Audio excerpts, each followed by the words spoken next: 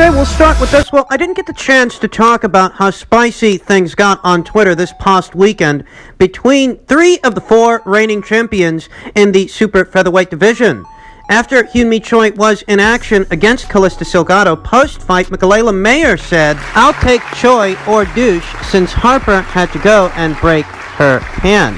To which the reigning WBC super featherweight champion, Terry Harper, said, "I'll happily break both hands. On your face, Mayer." On your face! Steffi Bull, who handles the career of Terry Harper, posted an interview by way of Eddie Hearn and simply stated, said, 3 minutes in, Eddie announced that Choi has signed to fight Terry Harper next. Hashtag unification. WBC, IBO, WBA championships of the world. And he left the link to that video in the comment. That being said, it appears that the Harper versus Choi fight is a go for early 2021. The IBF super featherweight champion from France, Maïva Hamadouche, wasn't absent from the party. She was quoted as saying, "Time to honor our signed contract, Hyun-Mi, at WBA, at Eddie Hearn. Then I will take either the girl who claims she's the best, but refused to fight 3 times on her own soil, even with a better record than Pavlovic, who is much more brave than you, to come. Whoever's next, I don't care, at Matchroom Boxing." Now, don't be confused by this. Even though Maïva Hamadouche mentioned a signed contract between herself and Hyun-Mi Choi, the reality of it is she's likely talking about the contract that they both signed before COVID-19 had shut everything down. She's likely talking about the fight that was canceled in Hyun-Mi Choi's neck of the woods, the fight that was set to go down several months ago but did not as a result of the COVID-19 pandemic. That, whatever Maïva's talking about, it ain't an active contract. Whatever contract she had with Hyun-Mi, that contract here today is null and void, as Hyun-Mi Choi is set to unify with Terry Harper in what will be their very next fight. And that leaves Maïva Hamadouche and Mikaela Mayer to settle up with each other. That if either one of these 2 world champions have aspirations of unifying titles in their very next fights, they're going to have to do it against each other, because the other 2 world champions, they ain't available. This is what I said was going to happen. I told you guys upon news breaking that Matchroom had so decided to sign Hyun-Mi that it's not actually necessary that they lock Hyun-Mi in to a multi-fight engagement in order to make a Harper fight, but to secure the match, to ensure that that's Terry's next fight. That's why they decided to sign her, so that she can have her necessary tune-up fight under the Matchroom banner, Which she did. put herself on display for the paying public, and build the Harper fight. If you leave her out there and you don't lock her into some kind of multi-fight deal, what could happen is Top Rank could show up at her door with some kind of an offer, and you don't want that to happen. You want her to stay available for Terry specifically, so you sign her to a multi-fight deal. That's what I thought happened then, and that's what I think is happening here and now, because that's how the cookie crumbled. As it turns out, Hyun-Mi Choi, Terry Harper's next fight, it is going to be against each other. And that leaves Mikaela Mayer to contend with the hard-punching, pressure-fighting, ferocious, indomitable Maïva Hamadouche. You guys that have been following the channel over the years will know that I'm a big fan and a big supporter of Mikaela Mayer. So what I'm about to say is coming from a place of honesty, a place of truth, in spite of my so obvious fandom for Mikaela. And it's that I'm not sure that Mikaela Mayer is ready for a fight with Maïva Hamadouche. I'm really not. There's nothing in Mikaela's resume that communicates to me that she has dealt with a fighter like this to some degree. There's nothing there that communicates to me that she's been in this situation before and she knows what to do. Maïva Hamadouche is not your run-of-the-mill pressure fighter. This is a pressure fighter that can take a punch. That was proven in the Persoon fight, the Obanov fight, Those fights. the Anaías de Sanchez fight. This is a fighter with great fitness that can maintain a relentless pace from the opening bell to the final bell. And this is a puncher that is proven to hurt the other girl opposite the ring time and time again. On one of my previous videos, I talked about how even a very well-schooled boxer like a Mikaela Mayer can come apart at the seams under the pressure that a Maïva Hamadouche applies. That Maïva's style, it might seem crude at first to the casual observer. It might seem easy to understand, easy to interpret, but that doesn't make it any easier to work around. That this is a fighter that is going to impose themselves upon you by way of their aggressive approach. They're going to put you in a situation to where you either got to fight negative just to give yourself some room, give yourself some air. You're either going to fight negative and circle away from her, whole goddamn fight, or you're actually going to give her what she wants. You're going to engage her. You're going to open up inside of the pocket. Inside of the pocket, Iva Hamadouche really does have the advantage because that's where she does her best work. And even against a statuesque jabber like a Michaela Mayer, Iva can really fucking height you. it's what she does. It's what she's good at. And as odd as this might sound, I like Michaela's chances against Terry Harper here today. I like her chances. But Terry actually has the better resume of the two fighters. She really does. She's been in there with Vivian Obanoff. She's been in there with Eva Wallstrom. She's been in there with Natasha Jonas and Katharina Thanders. And she is garnering valuable experience from all of these fights. Whereas Michaela's quality of competition really isn't up to scratch. I mean, to date, the very best scalp on her resume is the scalp of Eva Brotnicka. And Eva, fighting Eva, well, that's a far cry from what you'd get if you were fighting Iva Hamadouche. Don't get me wrong, it's a good scalp. The scalp of a unbeaten champion, then unbeaten champion, Eva Brotnicka, is a quality scalp for whosoever could collect it. Michaela collected it, but you'll excuse me for saying so that, Eva Brotnicka always was on the more polite end of the spectrum. That ain't Iva. It's not what you're gonna get. I mean, what are we really talking about here? What are we talking about? We're talking about the scalp of a very polite, defensively minded Eva Brotnicka. We're talking about the scalp of a very experienced, albeit undersized, Helen Joseph. Helen Joseph, who normally campaigns well under the super featherweight limit. And these are the two best scalps that Michaela has collected so far. I'm not criticizing her for who she's fighting so much as asking, has she garnered enough experience as a pro that she's ready to go in there with a Iva Hamadouche? Because looking at it on paper, well, It's a valid question. it's not a criticism. I'm not being critical. This is an observation. Has Michaela Mayer had the necessary preparation to secure a victory over Iva Hamadouche? I think that's a legitimate question, and as far as the fight goes, I think it's anybody's guess.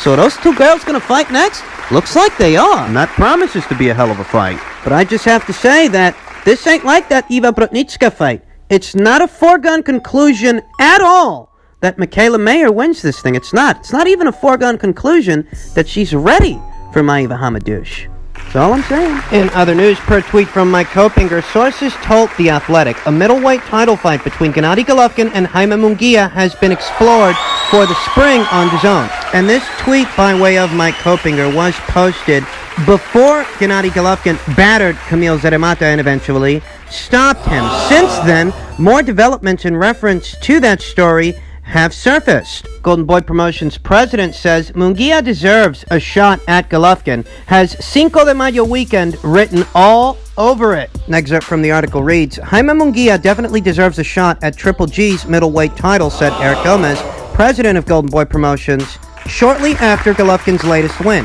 It's the most intriguing fight that can be made in the division, pitting Mexico's biggest rising star against the most dominant 160-pound champion of the past decade. This fight has Cinco de Mayo weekend written all over it, insisted Gomez, and if made, it would be the cherry on top of a huge list of international-level cards planned for the first half of 2021, which already includes the Alvarado brothers, Felix, 108-pound titleist, and 130-pound titleist Rene, Bektemir Melkuziev, 130-pound titleist Joseph Diaz, and 154-pound titleist Patrick Teixeira. A good part of the reason I think that the people over there at Golden Boy Promotions have Pushed for this. so decided to get behind a Golovkin versus Munguia fight is because, I think enough time has passed for Jaime that something needs to happen, something intriguing, something interesting, that they can't keep spoon-feeding this kid applesauce forever. They're going to have to throw him in there with the Lions at some point. And now that they don't have Canelo Alvarez under their banner anymore, they are hard-pressed to make interesting fights for DAZN. It was widely speculated just a few months ago that Golden Boy Promotions made a promise to DAZN on Canelo Alvarez's behalf to deliver a third Golovkin fight. And this was a promise that I guess at the time Canelo wasn't really on board with. Better still, it was rumored that this was a part of the rift between Canelo and Golden Boy, that they made DAZN that promise even though Canelo himself wasn't on board with it, at least not at the time. Okay. And now that they don't have Canelo Alvarez under their banner anymore to deliver that fight to DAZN, they've got to give DAZN the next best thing. So they're willing to sacrifice Jaime. They're now willing to sacrifice his unbeaten record.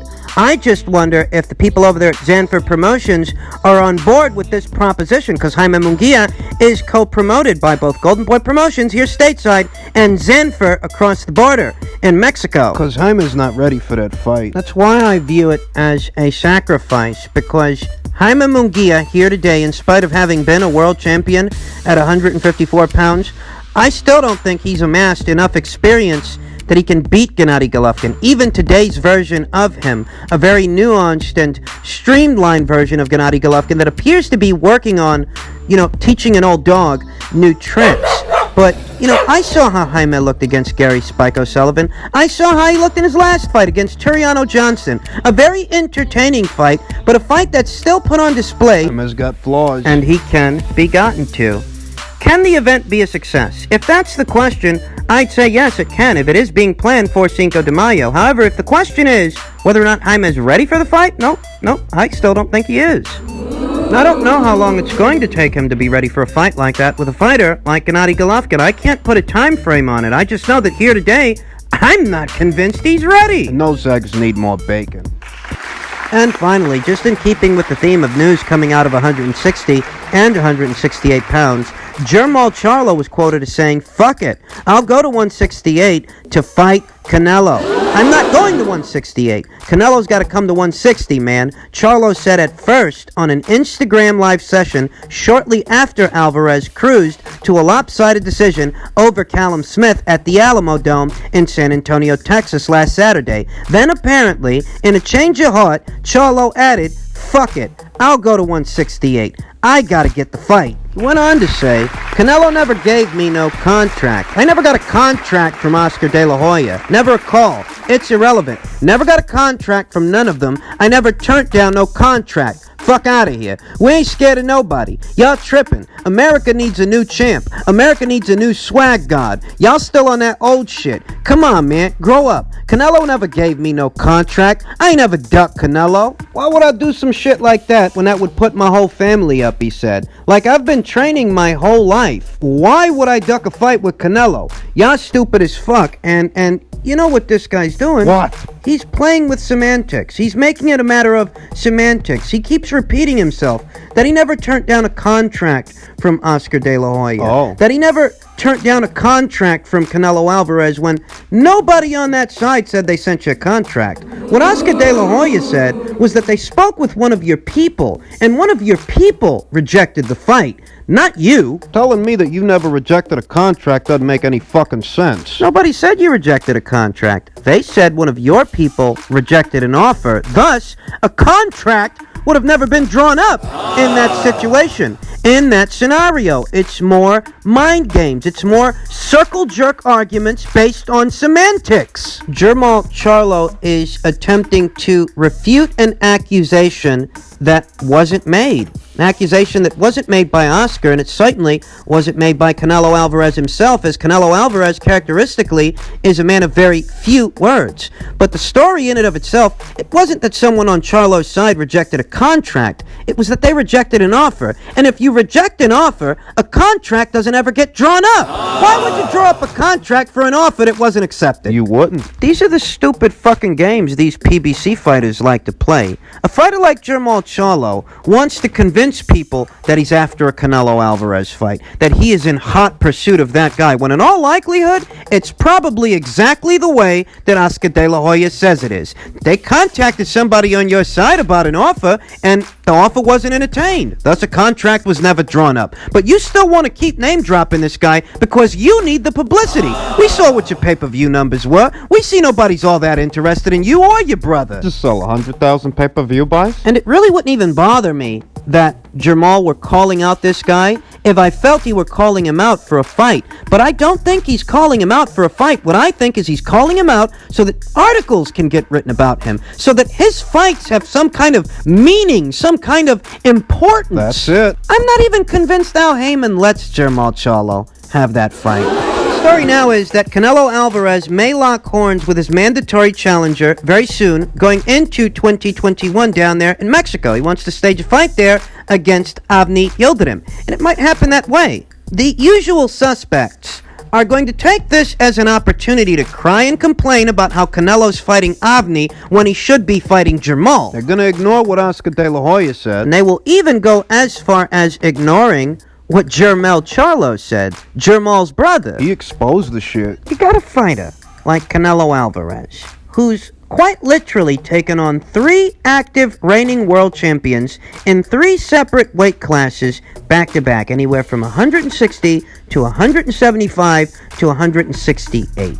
And you got these guys out there that want you to believe that Canelo Alvarez has something to prove to Jermall Charlo. Boy, if you don't get... You know what they're going to do? They're going to ignore the already pre-existing pattern of PBC fighters that always seem to find a way out of a fight that involves another outfit that's on another platform. They're going to ignore that pattern, and they're going to take Jermall Charlo's words at face value. They're gonna believe him. But I'll tell you what, if guys like Adam Kopnowski and Luis Ortiz can walk away from the kind of payday an AJ fight brings you, of course I can believe that Jermall Charlo's people walked away from a Canelo fight. It wouldn't be the first time a PBC fighter did that.